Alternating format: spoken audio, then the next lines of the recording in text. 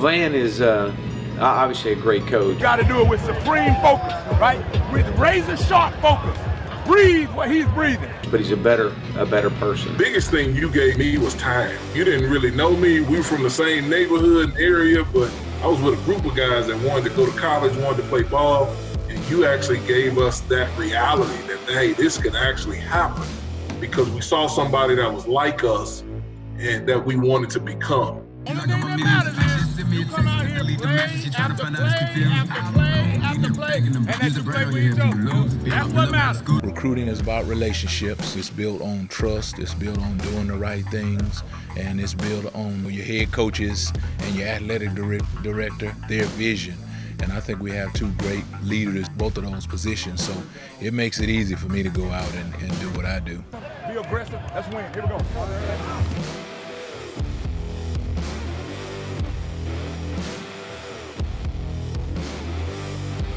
We're so excited to have one of the top leaders in athletics join us on the podcast. Cori Close, we thank you for coming on. I don't know who you're talking about. Who else is joining us? A top leader in the country? I don't know. Oh, no, ma'am. It's you. Well, it's you. I appreciate you having that vote of confidence in me, but I believe that leadership is just going on a journey and asking other people to go with you. And so we're just going on the journey together today. And I'm glad to be with you. All right. So we've had discussions with leaders across the country. We've had the chance to grow with conference commissioners, with ADs, with head coaches. And again, I'm excited because guess what? I've checked your social media. Right? Okay. And honestly, I'm serious. I couldn't be more inspired. I listened to some of your messages. Thank you. Of course, I'm a football coach, but my second love was basketball. And when I first jumped into this coaching thing, I had the opportunity to coach girls basketball in high school. Oh, wow. And when I did that, I learned first, I don't have a daughter, I have 3 sons. And I learned that when you coach girls, no means yes, yes means no, don't. Why are you looking at me? I had to learn all that conversation. And honestly, after that, I was able to deal with my wife a little bit better. But it was a truly amazing experience. When I think about your career, Cori, I don't know where to start in laying it out. You've been a head coach. So I'll start right there. You've been the head coach at UCLA since around 2011. And you coached in an amazing, I'll say it again, in an amazing 15 NCAA tournaments. You've won over 10 conference championships. You've coached dozens of athletes who've gone on and had professional careers. And I've done my research. I say it again. I can't forget that you were also a stellar athlete on the court as well, right? I don't remember those times anymore. Yeah, one of my other coaches was playing in practice today, and I was so thankful for him because I couldn't do that anymore. So that seems like a very long time ago. So. Right. Yeah. Well, I talk to my players all the time, and I say to them, I say, you know what, man? I have one more play left, right? And I'm going to waste it on you. That's true. I tend to say, let's play a one-on-one. Make it, take it. I get the ball first. We're going to 1. So, right. Right. I'm with you on that. Good. I think with age comes wisdom. So there are so many fascinating experiences that make you who you are as a coach and as a leader. And we don't have enough time tonight to peel back all those layers. But I do want to explore a few things that could enlighten other leaders. I read a ton of leadership books, always looking for different ways to solve problems and explore processes that other leaders may have. And you, young lady, have had the wonderful experience of learning from one of the greatest leaders in our time, the legendary Coach John Wooden. I'd like for you to just take a moment to talk about that relationship and really what you learned from him over the years. Yeah. Well, you don't have enough time for that. That's right. But I'll tell you, it's interesting when you were just reading about the bio and stuff like that in my past. It's so that in how I process that when I hear those things is a direct correlation to being under his mentorship. Because honestly, he could have cared less that he won 10 national championships in 12 years. It just was not his definition of success. It wasn't what he wanted to be known for in his leadership. He would always say, just remember, you're not coaching X's and O's, you're coaching young people's hearts. And I think that the better you do that, that it is, people think, oh, when you care about their hearts, that means you don't care about basketball, or you don't care about winning or being competitive or excellence. You know, that's just further from the truth. If you really love a group of people and you're really trying to coach young people's hearts, then you want them to learn to be their best. The standards don't decrease or lower, they increase because you love them so much that you don't want to let them settle for anything less than their best and a level of excellence that you know that they're capable of creating. And so I think that, you know, even when you're saying, you know, I'm thankful for all those things, and I don't like just, you know, pass them off, but it's just not the definition of my success and or failure in whichever case. And I've had plenty of those as well. But Coach Wooden, it always started with relationships. It always started with coaching people's hearts. And whenever someone wanted to talk about who his top 5 players were of all time or what the best guards were, he didn't want to talk about that. What he would talk about is what a fine husband and father they ended up being, or a pastor of a church, or a teacher, that whatever they ended up doing to fulfill their passions and purpose in this world, he wanted to talk about that way more than he ever wanted to talk about championships or statistics while they were under his supervision. But anyone who knew him or watched his practices, they knew that, I mean, there was an attention to detail. There was a process of excellence that was unwavering. And so, you know, I don't think that it's just a byproduct. The success and the championships and the NBA, or in my case, conference championships or NCAA tournaments, those are just a byproduct. And they're really not my true purpose. Yeah, another, if you love leadership book, I bet you've read this one, but Inside Out Coaching, you're either a transformational coach or you're a transactional coach. And to me, Coach Wooden was the most powerful transformational coach. And he really believed that, you know, through transforming habits, transforming teamworks, building through the pyramid of success, that to this day is one of the most widely used motivational tools in business, let alone in sports, that by doing that, the wins would take care of themselves. It's so, first of all, there was a lot there, right? And as you digest it all, it's amazing, because as a leader, as a coach, that's what I've learned. And again, I talk about these leadership books that I read, and they all give that message in a different sort of way. Mm-hmm. Because you are, like you said, you are transforming, you are dealing with hearts, you are taking young men and young women from one point in their lives and helping them to reach another point.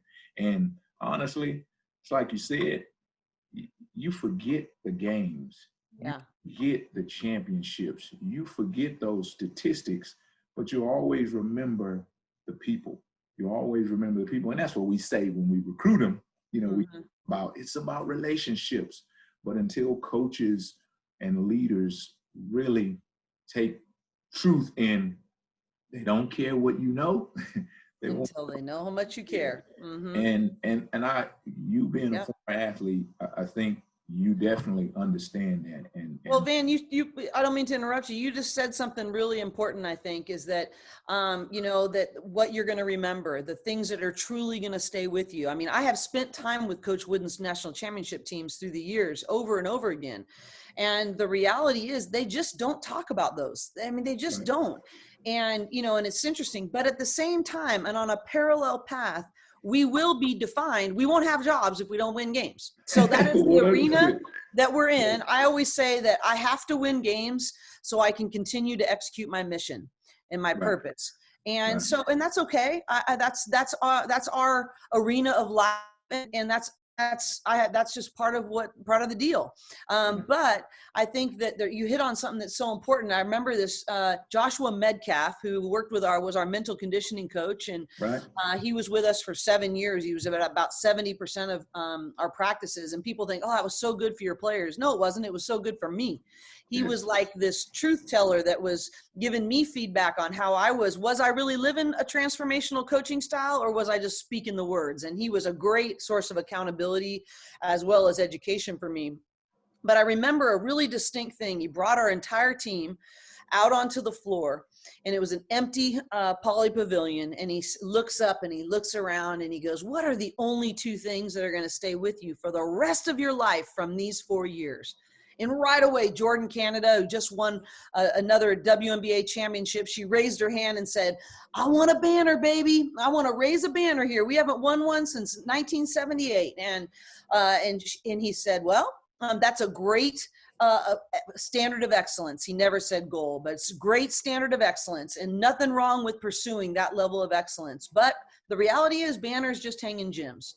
And then Kelly Hayes goes, oh my gosh, I want that ring. Give me the natty, baby. Let's go. And you want the ring. And he said, hey, that's awesome. I'm sure that ring will look good on you, Kelly. But rings collect dust and sit in cases. He said the only 2 things that will be with you for the rest of your life from these 4 years are who you become and who you impact. And I just really, I think it hit me even more than it hit them. Like, where am I investing my time? What is going to stay with them? The average in basketball, I don't know what it is in football, but the average basketball player spends over 3,500 hours in their sport over 4 years. And only 4% of those hours are in games. 4%. And I think if you're going to help them become who they want to become and impact who they're going to want to impact, you got to make sure you're intentional about the 96% more than you worry about the 4%. And Coach Wooden used to always say, if you focus on the things that are out of your control, it will adversely affect the things that are under your control. And I just always think if you're going to focus on the 4%, which is in essence out of your control in many, many ways. If there's anything COVID's taught us, it's that. But if you focus on that, it actually adversely affects your ability to do the 96% really well. And so I think what you said is, they don't remember those things, but they do remember who they become, and they do remember who they impact. And I think that's what I have to keep reminding myself as a leader, because I'm competitive, I'm driven, and I don't think there's anything wrong with that. But I think there needs to be a balancing point of making sure that through that competitive drive, that it is balanced by remembering that the only things that really matter are who they become and who they impact. 100% true. And we'll stay right there because we're in a moment today that requires us as leaders in sport to step up and lead our young people, like we just talked about, on and off the athletic fields, really like never before. Mm-hmm. We've been in positions where we have to help our players deal with issues that a coach has never had to help me deal with, right? Mm-hmm. So you were part of developing the More Than a Dream initiative. Mm. Talk to me about what that is and what the goals are for the program. Well, first of all, like most things in our program, if it's really, really amazing and it happened in our program, it usually didn't originate with me. And this is no different. We had some really raw conversations when the issues of racial injustice and the racial tensions were very, very high, and racial inequality. I remember having a very raw conversation with our staff, and the reality is I'm a white leader, and I asked them the question, what would it look like for you to be, for me to love and lead you well in this context? And I remember Coach Tasha saying to me, I don't know exactly what it does look like, but I know what it doesn't look like, and that's you being silent. And, I think the hard part is that we're in such a polarizing time where you are having to pick these, sides, and I'm just not willing to go there. As a woman of faith, as a white person, as all these different things pulling, and to have the discipline to go, it's about human hearts. It's about humanity. It's about loving people that are different than me. It's about listening more than I speak.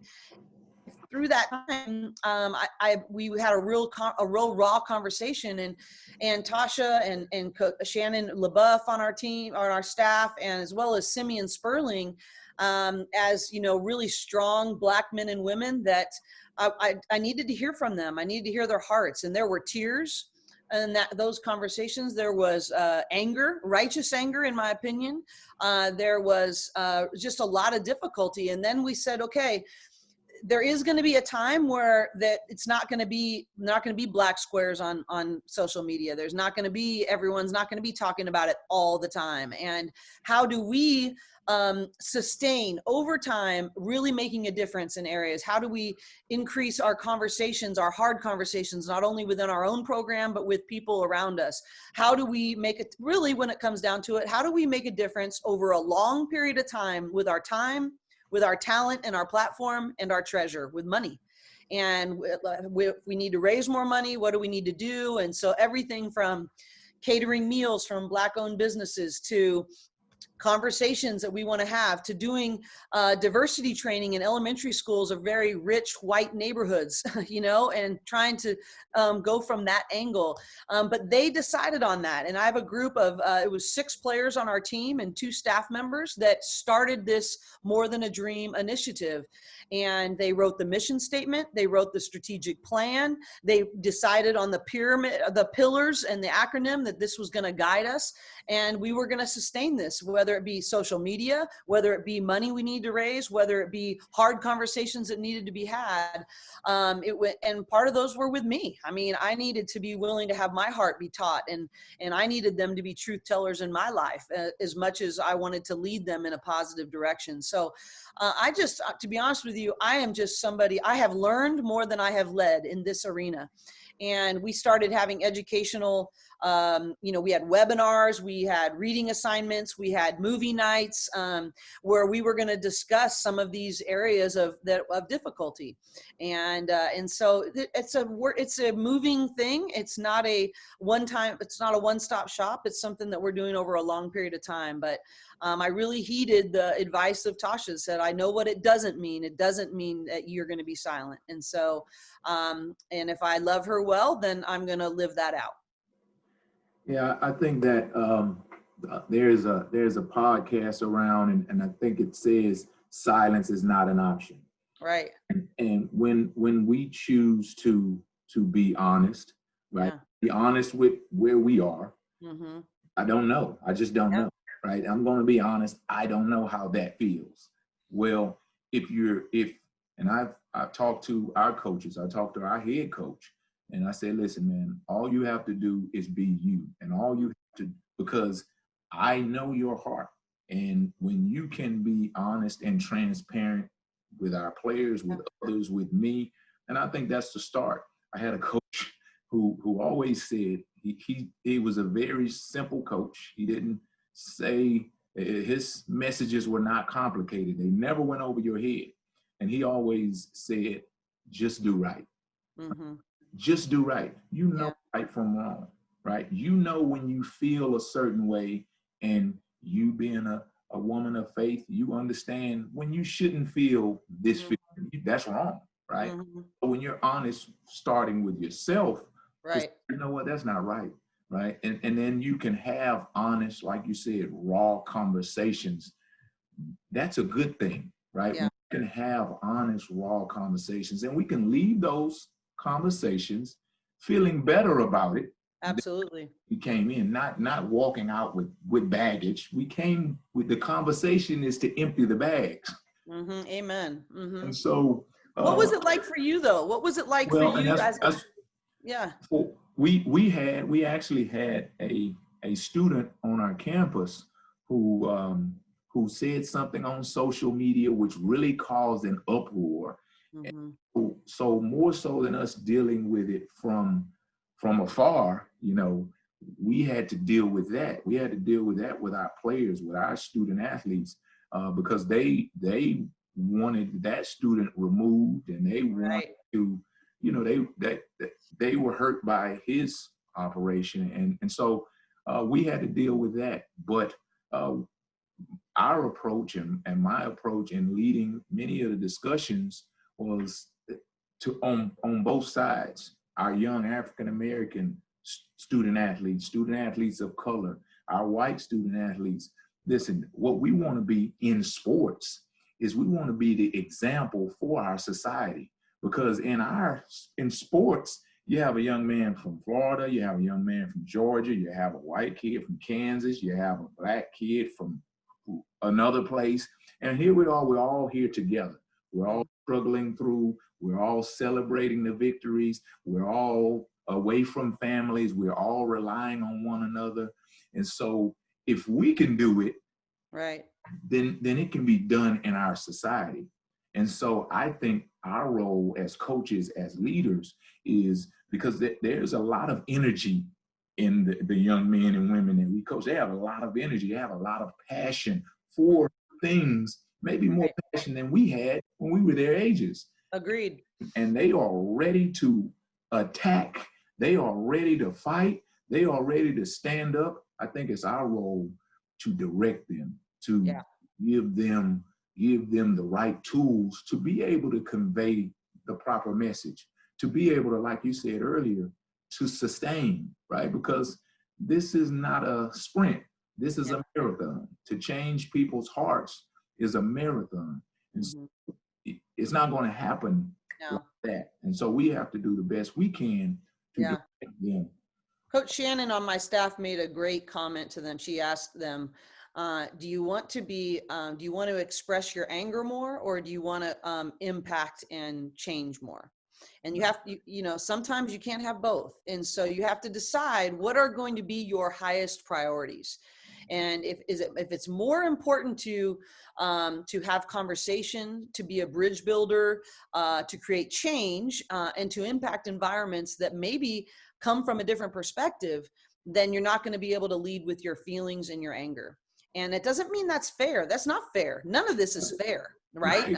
So, but what is going to be our highest value? If our highest value is going to be impact and change, and unfortunately, sometimes that means that it doesn't always mean that way. Sometimes that passion, we need those people to have that passion that we didn't have, because they're probably have a better chance to be the change agents. And I want to fuel that in a really effective manner. And so that's going to be the challenging pieces. And so, and I think as leaders, it's hard for us in college athletics. At the same time, all of this is happening, we're going to be in our biggest budget crises in years.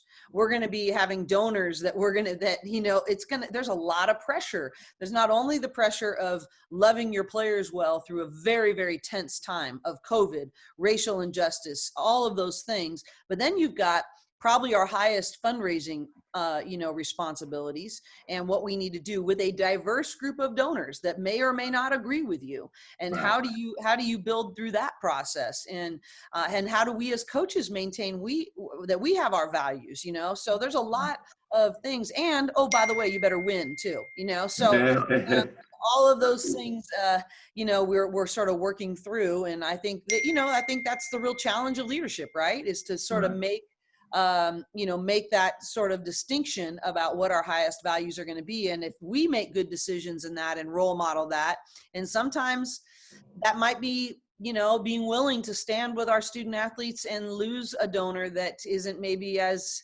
that doesn't ascribe to those same values, that we got to be willing to do that. And I'm not going to lie, that's sometimes a wrestling point in all of the things I'm juggling as a leader. But it's okay to have the tension. It's okay to have the wrestling, but it's not okay to not, as you said, just do right. Right. So speaking of these challenges, in my role here at Kansas State as the assistant head coach, I get a unique opportunity. I get the opportunity to see Coach Klieman make these tough decisions, wrestle with these tough decisions, and it gets to be, I get to learn from it. And I've had a great learning experience, especially during all the issues that we just talked about. And I know you as a head coach, you deal with these challenges as well daily. Well, over the course of your career, you've had to hire assistant coaches. You've spoken about some of the coaches on your staff, and it sounds like you have a great relationship with them. But as you've had to make these choices, these hiring choices, how do you decide who will be the best fit for your teams? Well, it's a great point. I think it starts with clarity of vision first, because it's clarity of vision. What's the mission and vision and the values of the program? And then secondly, it's self-awareness to know what are my strengths and how do I hire to my weaknesses. So, first I gotta find people that are in alignment. We do things a little differently. As we say, we have an uncommon vision, and we are, it's sort of stolen from another football guy, Tony Dungy, that we want to be an uncommon transformational program that teaches, mentors, and equips young women for life beyond UCLA. And, and not everyone's going to be on board with how we do things. And so finding people that are, number one, in alignment. And then number two, for me, it's about, and then trust is such a huge part of that. And I do believe this is maybe the most important question as a head coach or a CEO or even a leader of your family, is having awareness of how you all fit together to be greater together than you would be individually. But that's what you want, right? Just like you want on your team to be greater together and linked together than they could ever perform individually. The same thing with our staff, right? To have a synergistic group that has alignment. But I also, in order to create that kind of staff that really complements each other and knows how to enhance the environment and knows how they're going to be the add to the organization, you have to have awareness of yourself, of what your own weaknesses are. So I'm a vision person. I'm definitely I'm going to see where we are. I'm going to be foundational. I'm an ideas girl. I'm not as good with logistics or execution. So I need people that are extremely organized, that I have a lot of trust to delegate to, that have a high attention to detail. I had 2 people before this podcast calling me, "Hey, you okay? You got the link? You okay with the, and I'm okay with that, because they're just looking out for me. They're making me better. And so, and I'm not saying it's not important for leaders to grow in their weaknesses, but I do think you have to be very intentional when you're hiring your staffs, that in addition to alignment, that you are building a team. Just like not everyone's going to play the same position on your football team. Not everyone's going to play the same role on our basketball team, but we are all so important, that I really have been very strategic and about leading to my strengths and staffing to my weaknesses. And then I have to be a servant leader of them. So I can make the greatest hires in the world, but if I am taking more than I'm giving to that group of people, I'm probably not going to get that mission-minded, synergistic group that I just referred to. And so I think it's so important that, it doesn't matter if I'm mopping the floors or if I know, who's having situations at family. We always say that we do life together here. And sometimes that's uncomfortable, quite frankly. But the reality is that it is my job to serve and to pour out first, and to give all the credit to them, because they are so instrumental, and to take my greatest pride and identity in serving them.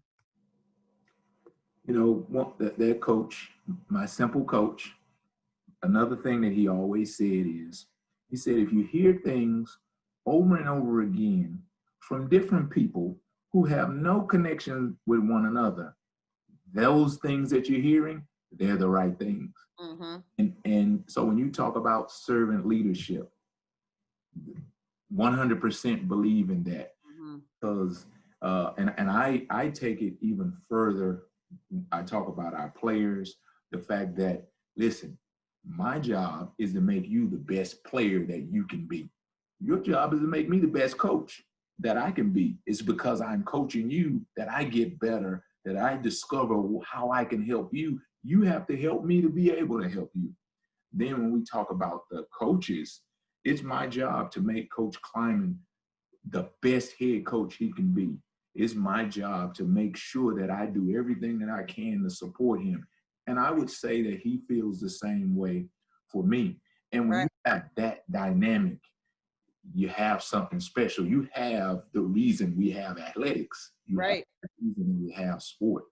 And I, again, I want to compliment you on the way you support your coaches and your staff, because, I've been around a lot of coaches, and a lot of coaches on social media, it's about me.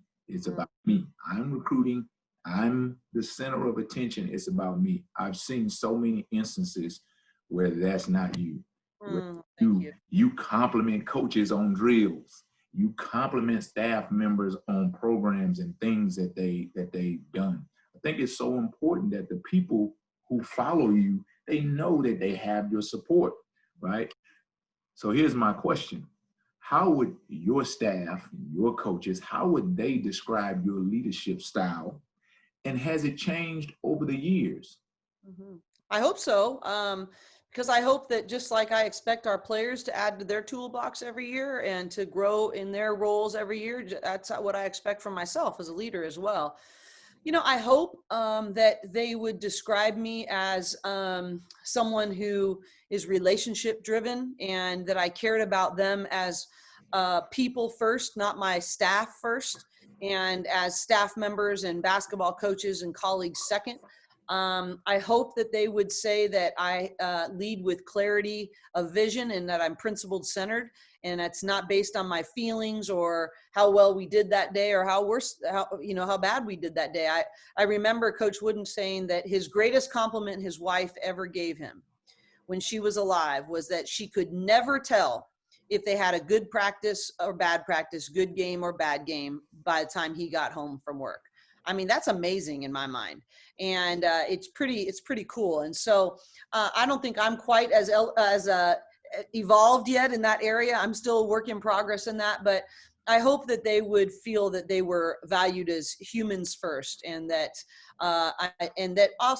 my desire is that they would never feel like I put myself ahead of the mission of the program in any way, shape, or form. And so, I think we're all.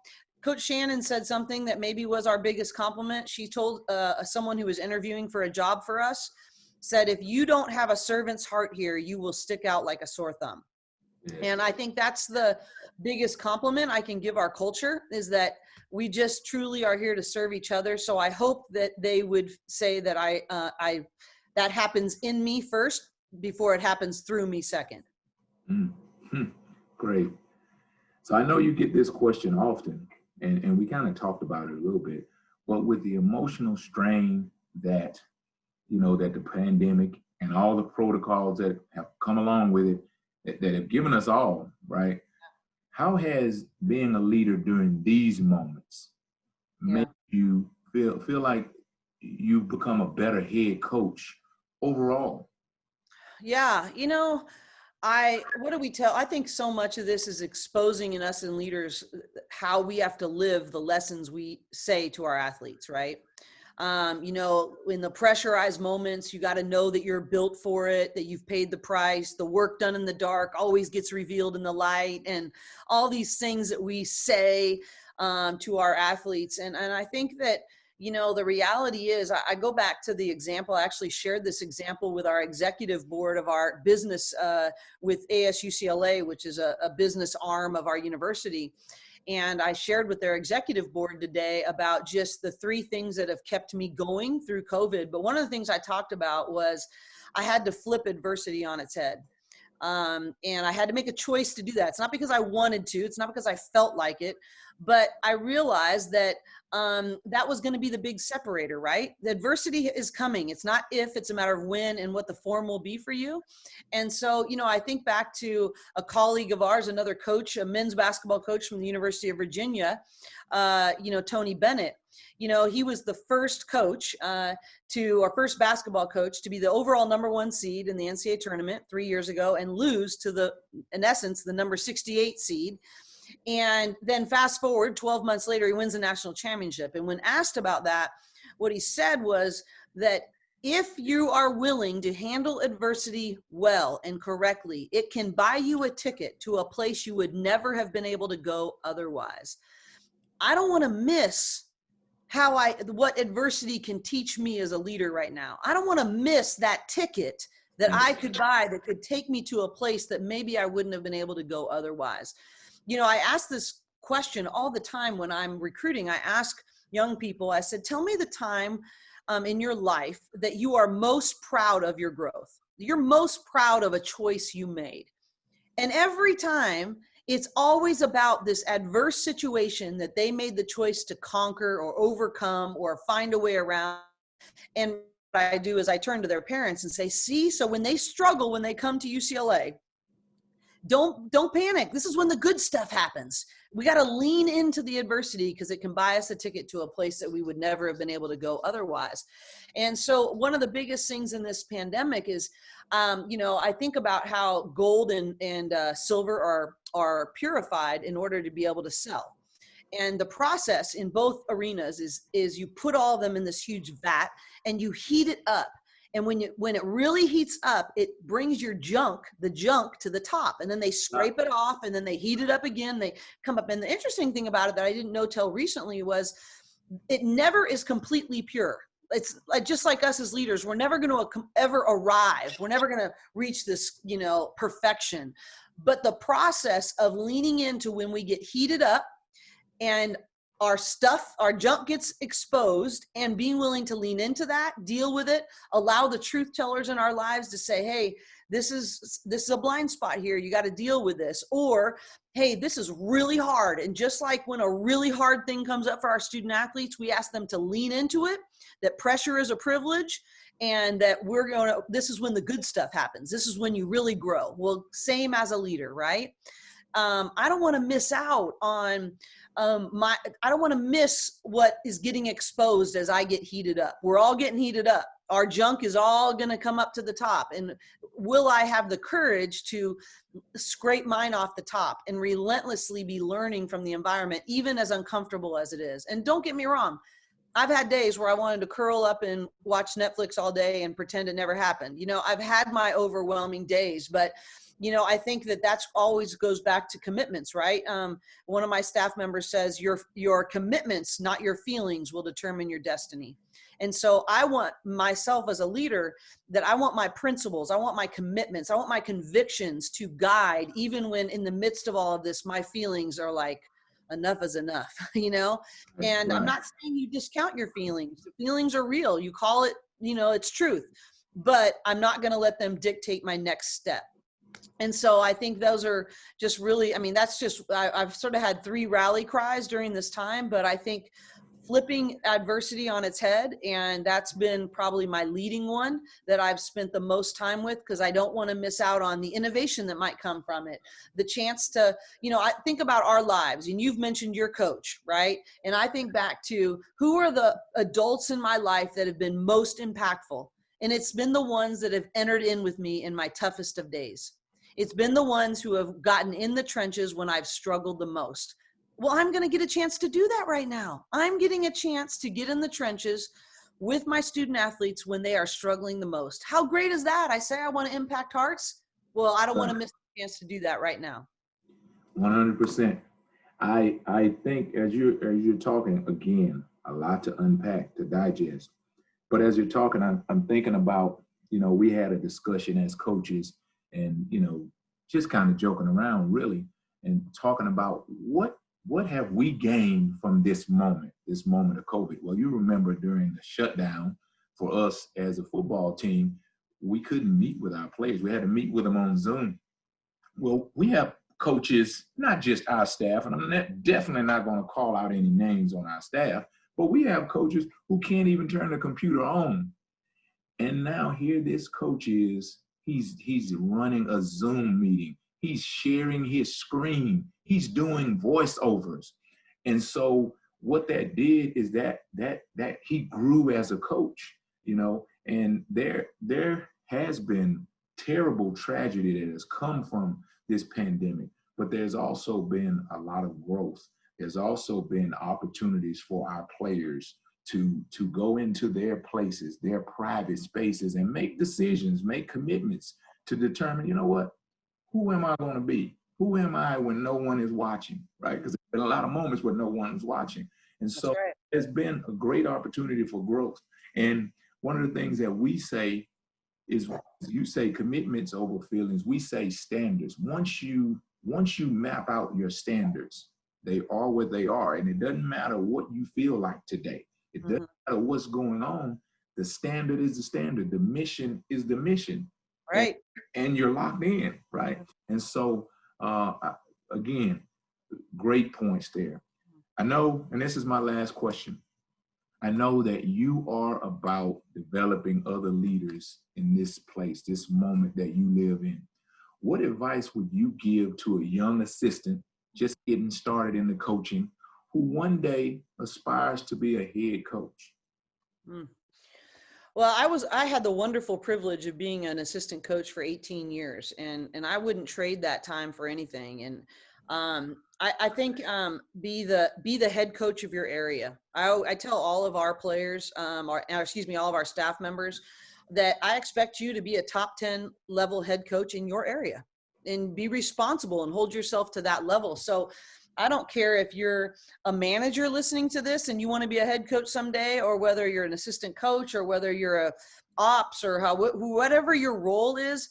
Be like, as you said, know the standards and be responsible for that standard in your area, and lead as if you're the head coach. And maybe you have nobody that reports to you, or maybe you have several, but walk in that space with that kind of perspective will be the first thing. I think you have to be faithful with the little things before you're trusted with a lot of bigger things. And, I'm just so many people, and I really, we're so interested in climbing the ladder, right? And getting that new title and that new role. And I remember I had another wonderful privilege when I was an assistant at UCLA.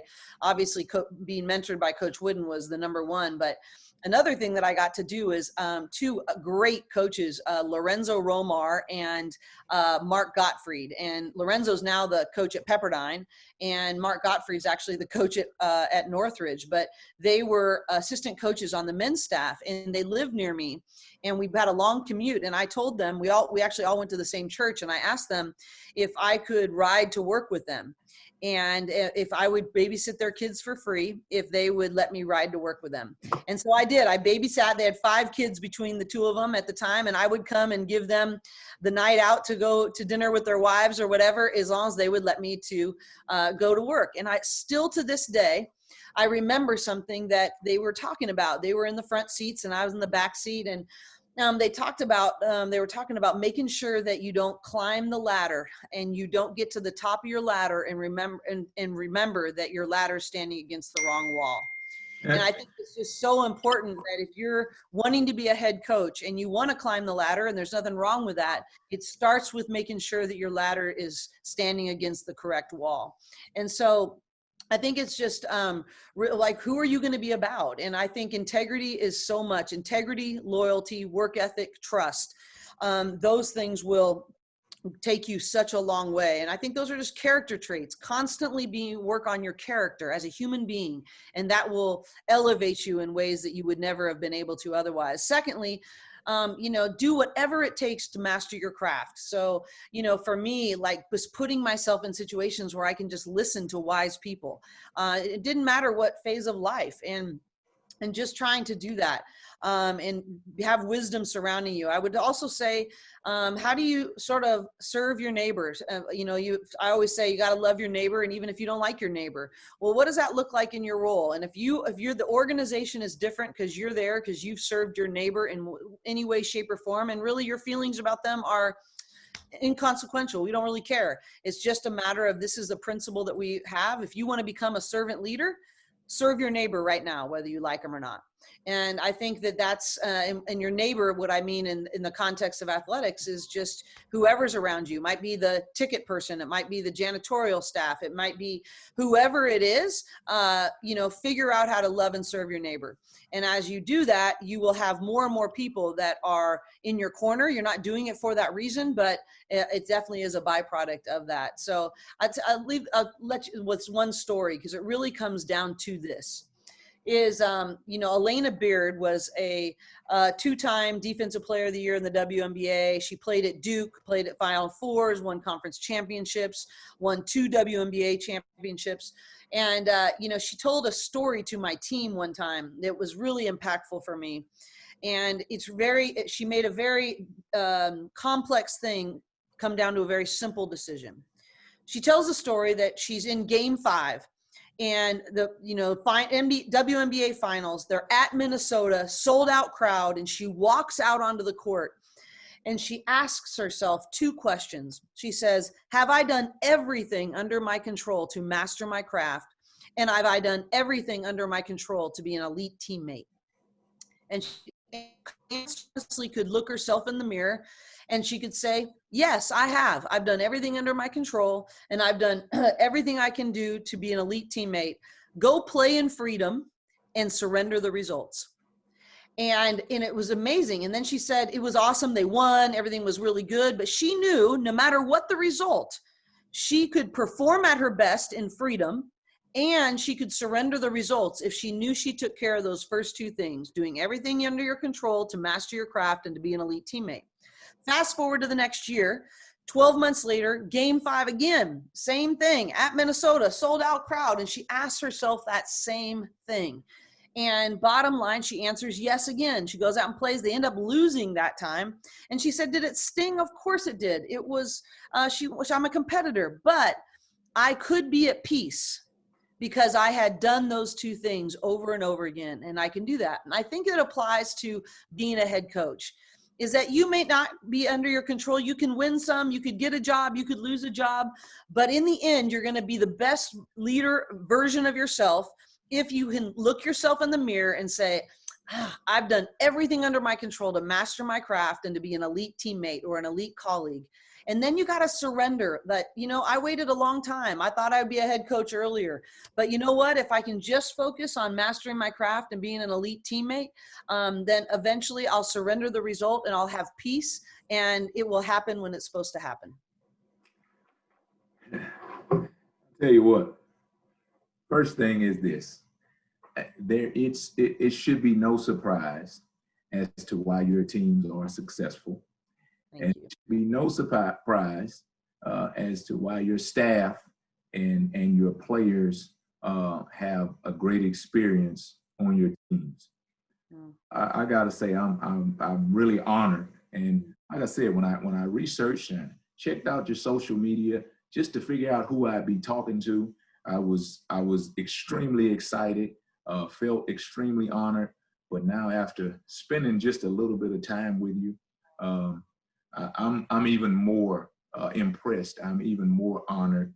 And in my life, I have very little time to watch anything, to follow anything, but I'm going to be following the Lady Bruins. Well, thank you. And it's truly my honor. It is probably my second greatest passion, is just to spend time with other leaders. We're in this together. We're trying to use sport to impact lives. And so for me to be around another transformational leader and transformational coach, it sharpens me, it makes me better. And I get inspired by your heart to continue to grow sports and to grow leadership and to grow impacting young people. So thank you for having me. It's truly my honor. Thank you. You have a great night. And again, I'll be pulling for you. If it weren't for COVID, I'd be sitting on the front row yelling and not knowing, of course, football and basketball a little bit different. I'd be saying, tackle her. Hey, I'm right with you. I'm going to be following you guys, and I wish you the very best. Stay safe, most importantly, and keep pouring into people the way you are. It encourages me. So I'll be your biggest fan. As I say, I'll be hanging over your balcony going, come on, I believe in you. And so I'll be following. So thank you so much, and I appreciate your support.